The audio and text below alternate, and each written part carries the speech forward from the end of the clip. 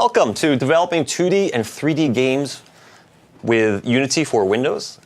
I'm here with my good friend, Dave Oyles, and we have an exciting day planned for you today. We have tons of Unity learning content, how to develop 2D games, 3D games in Unity, bring them on over to Windows. We have such an exciting day. I'm very happy to be here. Likewise. Thank you for having us. I'm Adam Tuliper, a technical evangelist with Microsoft. I focus on a whole bunch of different technologies, gaming, cloud technologies, web technologies. I pretty much love everything tech-related, so this is going to be exceptional day right here. Been a software architect for many years, and David, why don't you tell us about yourself? Yes, I'm relatively new to Microsoft. I'm also a technical evangelist based out of Philadelphia. Previously, I was at Comcast working on their Xbox applications before joining Microsoft, and now kind of specialize in web development, video games, and the cloud. And pleasure to be here with Adam this morning, kind of going over all this Unity content with you guys. Very cool. So today we've got developing intro and Unity overview, 2D game development, 2D and 3D asset creation, which I'm especially excited for that one because I'm an awful artist. And we have a special guest coming in for that. Special guest for that. 3D game development, building for the Windows platform, optimizing your games, ALM, Application Lifecycle Management in Unity. Great session on marketing and monetization, one area where developers need a lot of help. Yep. And using Prime31 to connect your Unity games to Azure. And finally, adding the finishing touches to your game. Yeah, so we'll have several evangelists coming in and out throughout many of these sessions, as well as some special guests from Unity and some other places too. So you'll kind of have a mixed group of faces throughout the next 2 days. That's right. You are going to see 7 of us off and on the camera through the next 2 days. So it's a really good crowd, really good group of folks that we have here. So again, I can't say enough. Very excited, but I hope you are too. So let's set expectations. Who is this event for? Well, hopefully everybody, but primarily targeted towards beginner and intermediate Unity developers, C# programmers. I would also say aspiring artists because of the art sessions we're going to have on there as well. And fortunately, Unity makes it very easy for artists to get started as well. Suggested prereqs and supporting material, C# fundamentals for absolute beginners. If you don't have any programming experience, that is on Microsoft Virtual Academy. And one of my favorite sites, digitaltutors.com, who has awesome Unity learning content out there. I mean, there's a bunch of great free content out there that's pretty targeted paid content as well. Yeah, absolutely. They have step-by-step tutorials on how to write an entire project from beginning to end. So highly suggest you go check that out. And please join the MVA community. We love doing these things for you. Everybody that's here loves doing it for you. There is a ton of great content out there. There are over 2 million registered users now for Microsoft Virtual Academy. And you can get points for each event that you complete. Go to aka.ms MVA voucher, and there's a special code on there that does expire October 10th, so get on there and check it out. And all this content will be recorded right now, so if you do happen to miss some of this throughout the day, you can always catch up to it in the next couple of days, as it'll be stored on our site later on. Now, Dave, the fact that we love gaming and we work for Microsoft, I think this next slide shows something that's very cool. Every time these announcements come out, I actually get pretty excited about this. I don't know about you, but that's why I came on board. Was largely to work with independent gamers at Microsoft. That's right. So let's go down the list of some investments that Microsoft has made here.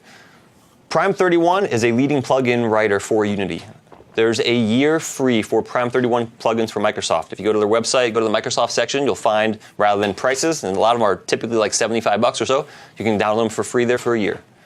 Secondly, and this one was extra cool, Microsoft acquired Syntax Tree. If you've ever heard of Unity VS, that enables you to use Visual Studio to develop and debug your Unity code. Previously, you could only use it as a code editor. This plugin allows you to also debug with it. And that was about a $100 product. Microsoft bought the company, turned around, added some additions to it, and those folks came on board here, and now they turn around, release it for free. Yeah, absolutely. So typically, developers will often start writing code with MonoDevelop, which is packaged for free with Unity. But Visual Studio does tend to cost a bit of money, so why don't you tell them a bit about BizSpark and then how we can get many of the developers we work with free versions of Visual Studio. BizSpark, great program for startups. If you are forming your own little game company, to me, you are a startup. The criteria are typically that your company, not you, are less than 5 years old, less than $1 million in annual revenue, that you are a privately held company and working on a software product as a core part of your business, not just consulting, for example. Go to bizspark.com or contact your local evangelist, and we can help you out with that locally as a resource as well. That gives you free Visual Studios, Windows, $150 a month credit to Azure for virtual machines, websites, and up to, I think, 7 users on an account get that as well. Yes. And We partner with Unity to provide various offers. So right now, on Unity site, pages/windows/offer, there's a really cool offer going on that gives you you can get a free device, you can get free Windows licenses. The current offer right now gives you, I think, a $100 voucher to Unity's asset store. So check out that site. There's always new stuff coming up on there. Check often. So this session, we're going to be doing intro and architecture of Unity. In this module, it's going to be a basic intro and the interface. We're going to talk about game objects and components, essential parts inside of Unity, prefabs and packages, and the architecture of Unity, the application itself, and quite a bit about how to architect your games as well, best practices, I suppose. Architecture is, coming from a software development world, Yes. Architecture is a very important subject. I think it's real important to understand how Unity works, its various components, how it kind of fits together. And that's what we'll be talking there, the coding model on there. Absolutely. It is kind of unique. Coming from an enterprise software background Yes. and going to game development, at first I had absolutely no idea where to start. Right, you have to understand the draw loop, the update loop, how that all ties together. Unity's component system. I'd heard of a game loop. Yep. But when it came down to it, I didn't know how to write one for Unity. And so we're going to show you some of that today. And hopefully this will all kind of make sense and add up. What do you think about the code model in there? Say it again, I'm sorry. What do you think about the code model in Unity? I actually enjoy quite a bit. I like the fact that they give developers the opportunity to go with either C# or JavaScript, their own type-safe JavaScript. Don't forget Boo. Nobody uses Boo, but you can't mention Boo. Boo does absolutely exist. I don't know how many people are using it at this point. I've near met a person yet. I'm literally talking to thousands of Unity developers. And I've used this for about 3 or 4 years now. I have not run into anyone that either. How about you? Do you prefer one language over the other? C# all the way. And interesting enough, coming from a web development background, Yes. and I love JavaScript. Same with me. But also I like C# is more strongly typed on the Unity side, Yes. so you can get away with less, which is good from an architectural standpoint as well. Absolutely. All right, so let's start talking about the intro and interface to Unity. Unity is, let's talk about what it is and what Unity is not. Sure. Unity is a game engine, but more importantly to me, it's also an ecosystem. I mean, there's tons of game engines out there, some very good game engines out there. Some work in the web browser, some work across the console. What matters to me is the ecosystem. We're going to talk about the Unity Asset Store in a little bit and how that kind of fits into this. Unity supports more platforms than any other publicly available tool that I could find. And we deal, being with Microsoft, many cross-platform products. Yeah, middleware is our friend. Yep. Xamarin, I mean, even if you go to Azure Mobile Services, they will generate the code for you on our own website to run things on iOS, Android, websites, etc. So that being said, there's really great multi-platform support built into Unity. Absolutely. It's used by hobbyists, students, professional developers, major studios. Yeah. So this is for everybody. I've had folks mention to me, I'm writing my first game. Is Unity the right tool for me? Yes, it is absolutely. And it does hit like that broad spectrum of things. One of the few tools, like you say, that really can hit just about everything. Absolutely. Now let's talk about what Unity is not. Okay. And I hesitate to say what it's not because Unity is always kind of adding new things on there. They're acquiring other companies and adding their capabilities into the core products, making it better and better.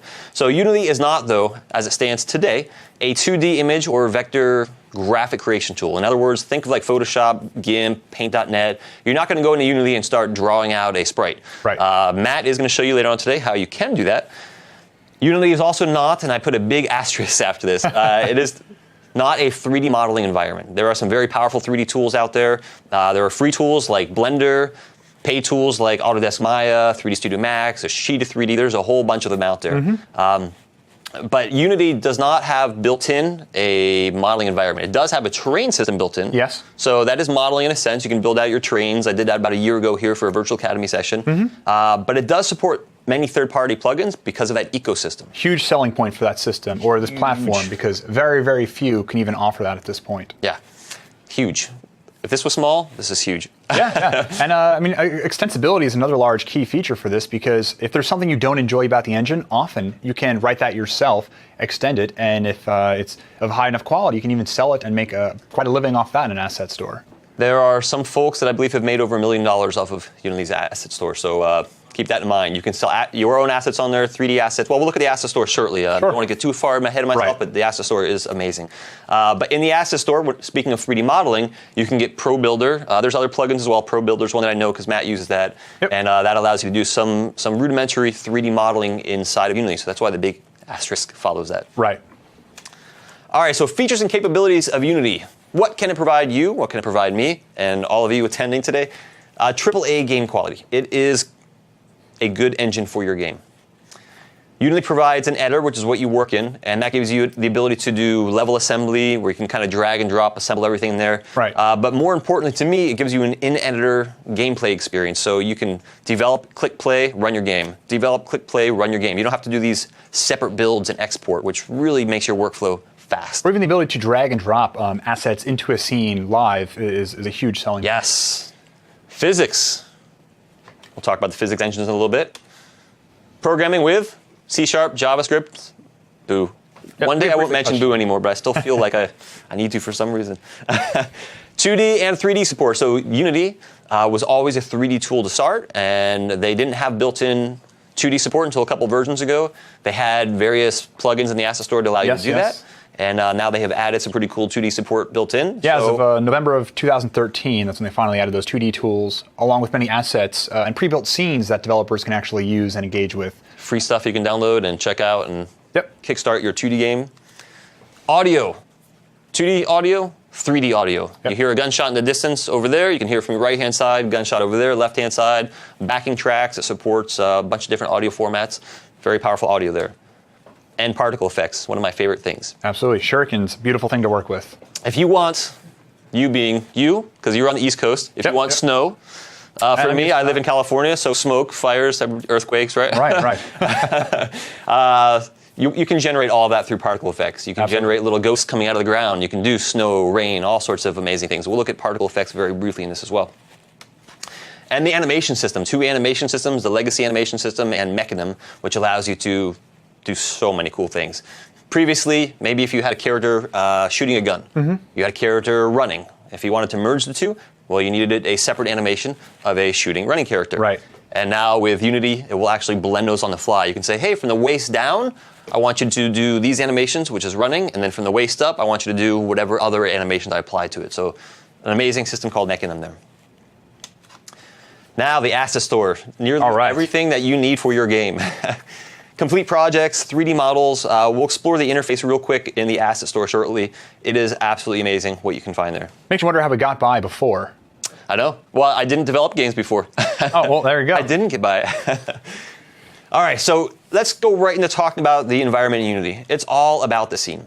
And we're going to explore the scene in the interface shortly. Let's just talk about a scene first. Think of a scene as a level in your game. Okay. If you have multiple levels, you'll have multiple scenes, and your game is going to be a collection of one to many scenes. Okay. Make sense so far? Absolutely, I'm with you. Scenes are what's included in your build. In other words, when you provide a game to someone, it's because you have various scenes that have been compiled and packaged up into that build. Now, do I have to include every scene that I'm building or working on for my game? Great question. You do not. So one of the games we're working on right now, I think we have 38 scenes or something in there. Holy cow. And there's, I think, 3 gameplay scenes. The rest are all different test scenes, and controller test scenes, weapon test scenes, everything like that. Okay, so it makes it kind of pretty easy to test and debug as I'm moving along. Absolutely. And I take the best of each project. Absolutely. You can have many test scenes, not in the final. Oh, well, there we go. Good question. So, I can't say this enough. Remember this icon. Okay. This icon is the all-important icon because to folks that are new with Unity, if you close Unity and you go back and you open it, you might not see what you were just working on there. That's because a lot of times you have to go find your scene and open it. You didn't lose your work. You just have to go find the scene, provided that you saved your work. Find the scene. All right, let's open up Unity and talk about the interface here. The first time you're going to open Unity, you will see this lovely dialog box here. Now it looks like you're creating a new test project. Call that new Unity project. All of this right here, you might want to do this to start. I know I wanted to do that because I didn't know what any of these meant the first time I opened up Unity. Right. These are all various packages, pre-packaged components that Unity and other folks provide that you can bring into Unity. If I want a guy to run around in my world, I can bring in a character controller package. If I want a sky on my level, I could bring in a skybox package. Beautiful. If I want, in fact, let me just do that skybox package real quick. So many different packages. Unity works through these Unity packages, and we're going to get to the Unity packages a little bit later. This here, my friend, is what you were talking about was added in their 2D support. Absolutely. So this little drop down here used to not exist because Unity was always a 3D tool. So they've added these, and you can still mix 3D and a 2D game. Actually, a 2D game really is still a 3D game. You just happen to have your camera fixed. Right. And Carl's going to be covering 2D in our very next session. So let's go ahead and create this project. And every time you open a project or do a new project, Unity will close, come back in again. And that decompressing, if you saw right here, that's happening. That's because I checked off the skybox package, and it's just bringing in a bunch of sky images right now. We're going to close this little dialog here. And I'm going to go to my default layout, which everybody will see the first time you load Unity. You can always reset your layout. So in Visual Studio, every now and then, because I'm always clicking around pretty fast, moving windows around, it's inevitable. I do this, and I mess up my windows. Everybody does that at some point. You're like, okay, how do I get back to my interface? Yeah. You can just change them up here. Go to any layout you want and change them around. Everyone has their preference. Do you prefer one visual style over another? I typically use default, and then depending on the monitor I'm on, I will go switch over to 2x3. 2x3 is good because you can see this game tab, which we'll talk about shortly at the same time. Yes. So I'm going to start out in default here because that's what everybody, the first time they open it, will see. And in our interface here, this is where we are doing our scene design. This is a scene. And in a scene in Unity, you cannot see anything without a camera. Thankfully, in any new scene, if I do File, New Scene. Looks like one's included for us. One's always included there. And thank you, Unity, you also give me an audio listener. So you cannot see anything in a scene without a camera, which is there by default. Yes. And you can't hear anything without an ear, which happens to be an audio listener component. This essentially serves as our starting point, our eyes and ears within the world. Yep. So it's there. You don't have to worry about that. So this is our scene view here.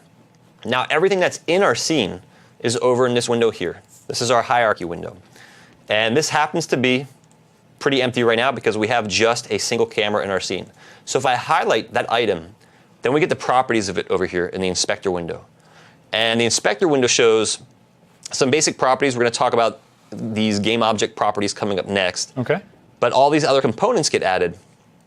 Yeah, it looks like you have a bunch of different things there. If I want to create a cube, for example, click away from it, click on it, I can see all of my cube's properties.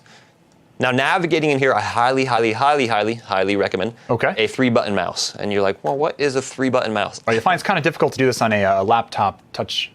You can do the key commands like Control-Alt or Shift-Alt, right mouse click, and then zoom in on your trackpad, or you can pinch zoom. There are different commands that you can use on there. Sounds like it could be a bit of a keyboard ninja. Yes. If you are very comfortable on the keyboard, you can do it. Sometimes when I don't have a mouse with me, I do it, but I highly recommend it's a 2-button mouse with a clickable scroll wheel is what a 3-button mouse is.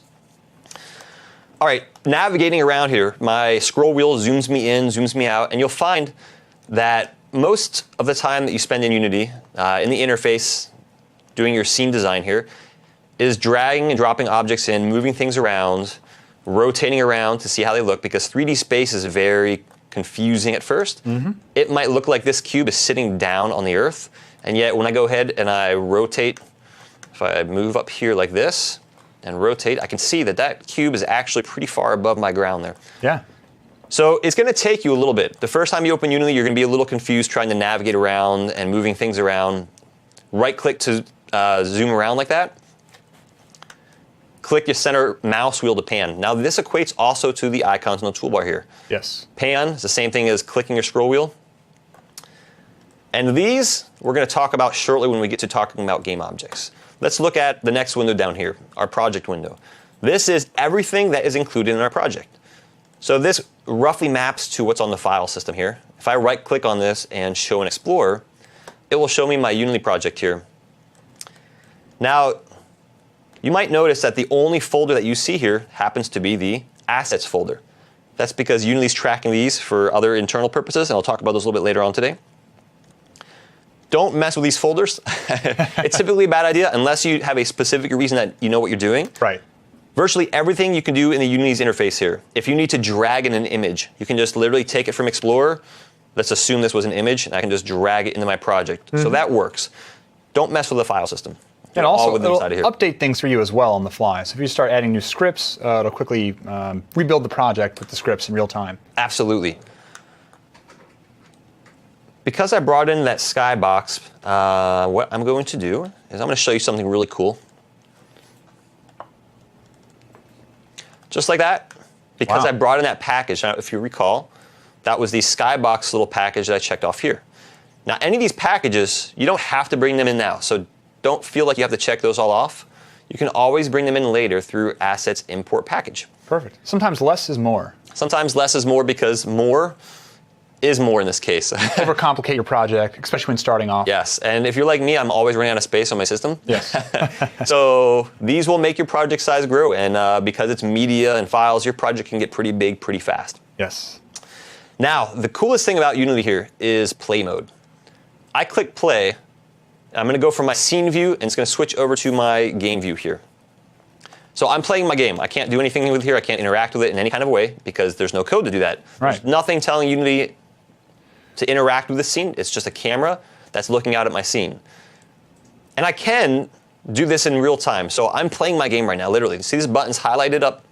I'm playing my game. I can pause it and advance frame by frame. Yes. So if I need some real fine level physics testing, maybe I need to see frame by frame when objects collide, I can literally just advance frames like that. You know, something that caught me a few times at first was I would press play, but forget that I had it playing in the background. Is there any way to let me know in a not so subtle way that I'm actually playing? Absolutely. So every single Unity developer I have ever talked with, and I always call this the most important setting in Unity, has lost work in Unity because of this. So what David's talking about here is I'm playing, and I forget that I'm playing. I come back here, I'm like, all right, let's start designing my level some more. I think that is the best cube of all time. I want to duplicate it out a bunch. That is a nice cube. Very nice cube. In fact, it might be perfect. So I've added a bunch of these perfect cubes to my scene. Okay. Maybe I like sugar cubes in my sunny sky. Kind of time consuming to start to add more and more things over here. Now, when I get out of play mode here, watch what happens. All gone. Where'd it go? When that first happened to me, I thought, what is this buggy software? And then I realized, user error. Yep. All my fault. So what's happening here, play mode is a playground for you to test your game. So that's exactly what this is. You're playing it, you can test things out, duplicate it, whatever you want to do, tweak settings, see how it looks.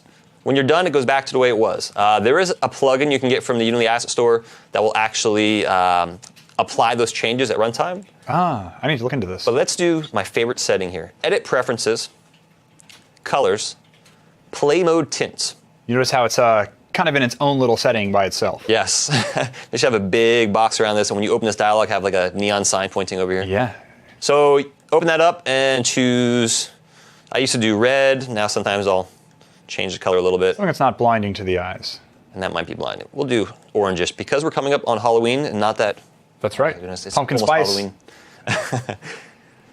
When I play this now, see what happens to my interface? I get actually a very Halloween-y looking interface. Yes. We're going to have a Halloween influence theme for you later on today. When we go over 3D game creation, there's a very Halloween themed game that we're going to create. I'll tell you the name of it ahead of time. Okay. Zombie Pumpkin Slayer. I like where we're going with this. ZPS. Zombies are the hot thing. A year ago, we did Dino Burger, where Okay. you shot a burger and killed a dinosaur, because that's why dinosaurs went extinct. If you didn't know that. I assumed it had come down to them eating just poor burgers from time to time. So we're going to do Zombie Pumpkin Slayer today. Yes, so this is going to be quite fun. Okay. I was talking about the Unity Asset Store here, so actually now is a good time to go over to it. Absolutely. This can be accessed through the web browser, or it can be accessed inside of Unity Yes. through Window Asset Store. This interface always takes longer to load up. It's got to kind of pull in all the background data, get the latest updates to the store, what's hot and happening today. Sometimes what I like to do is while that's loading, I just take that window and I dock it there just so it's always there for later. And that loads up, but typically my workflow is I go through the website. I like navigating this more. Looks like a little more space to work with as well. I might find, let's say I want a soldier character pack from Miximo. Miximo provides characters and animations in the asset store, as well as a couple other cool products. But you would say open in Unity, and it's going to say, hey, we need to launch this off into Unity. Do you want that? Certainly. Perfect. Deep links right back into Unity. Now it looks like we're... Import, because this is already on my system, or if not, download and import. Yes. Bring it right in your project. So it looks like it's basically a zip file containing all of the items that would be contained. For the most part, it's a Unity package file, and we're going to look at that shortly, because Unity packages are pretty much everything when you're dealing with redistributable content in Unity. Okay. So that actually came into my, let's go back to my default view here, Soldier Character Pack. There we go. So just like that, I've got a soldier. This one was free. You can buy animations in Unity's Asset Store and apply it to them. If I want maybe, let's go back here. Looks like you can search by categories and everything, type in a text field for what you want. Because again, Halloween is coming up. Yeah. Scary, scary zombies. If I need audio for my project, same thing. Now, for the folks that are learning Unity, one of the things that you want to be very aware of here is they have complete projects here, and that allows you to go in and pick it apart and see things in here. Beautiful. Now, in order to do that, though, you don't open a project folder. So, for example, in Visual Studio, you open up a solution, or you open up a C# project file or a VB project file, and here you actually import it into your project. Same exact thing that we just did with the soldier models. You do here. You would go into a project. You would say open in Unity. Okay. It loads it up in Unity's interface here. I reset my window layout. That's why it's undocked now. Okay.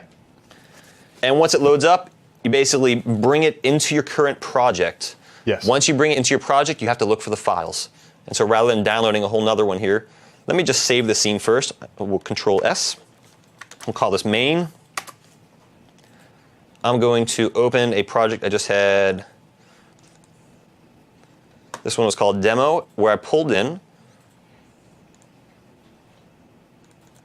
Let's find my scenes. Remember I said the scene file icon? Yeah. Is like the most important icon. I have to go in and look for that. I brought in one from the asset store called Destroy City Free. Okay. And in here, I can just search for my scene. Ah, perfect. I've got two scene files in here. I've got my main one here, which is just kind of an empty demo test scene. Okay. I've got Destroyed City. Let's go back to my default layout here so you can see this a little bit better. Now, will you often create a folder specifically for scenes? I mean, what is your way of organizing your project? I do. I'll have a separate folder down here just for scenes, for my scenes, and you will find that a lot of packages you bring in from the asset store do things in their own kind of format. Yes. So this is Destroyed City, and then in there they have a scenes folder. They have prefabs, which are typically the buildings and things you would place just like that. Okay. Place our own building in there. That's not really lined up. But as long as the folder is inside the assets folder, Unity will be able to see it, correct? Yep. Everything must be in the assets folder, your very top level folder. Just like that, for free. Wow. Yeah. Pretty cool. Lighting, environment. And in this level, I can jump like a superhero. Perfect. So just like that. Pretty neat, huh? Absolutely. So now if I've downloaded some of these projects or scenes before, assets, how can I go back and get them again? Is there a bit of the interface that I can find them? Excellent question. So going back into the asset store, and then we wait for this one to load up again. I should have docked it and kept it there. Well, the store is pretty large in all fairness. Quite a few good things to find in there. I heard, I'm not sure if it's true or not, that they might be rewriting this little interface here. So maybe the speed will be the same as the website. Time is of the essence. Time is of the essence. Okay, all right. There we go. So the asset store interface is here, right? We just covered that. If you want to see the packages you already own, you go to this guy right here. And here are all the ones that I've bought over time. Perfect. Caution, the asset store is like, if you're familiar with the shopping channel, QVC, or yes, of course. Any of the, so they always have really cool specials in there, and they are real specials like this. 24-hour deals, $75. In 24 hours, this will be back to 150. So when I see these, I was like, ooh, I've got to buy them. Yeah, I'm equally as guilty. Hence my asset list kind of grows and grows and grows. Yep. All right, let's talk about next, game objects and components in your scene. Okay. Game objects are everything. Everything. Virtually everything that's in a scene is a game object. So whether you're talking about lights, particle systems, those 3D models we brought in, heads-up displays, everything is a game object. If you are a .NET developer, think about system.object in It's really .NET. like the most base level thing we can get down to. Yep. In .NET, virtually everything, not everything, but near everything inherits from system.object. You can kind of think of that same concept in Unity as a game object. It's simply a name, tag, and transform, and I'll show you those properties inside of Unity. Okay. And the transform is very, very, very, very important. Yes. Now, on game objects, we have components. And that's what makes things happen, because a game object itself is a simple object. Name, tag, and a transform. Right. It's basically a container for everything. It's a container, right? It's an empty location in space.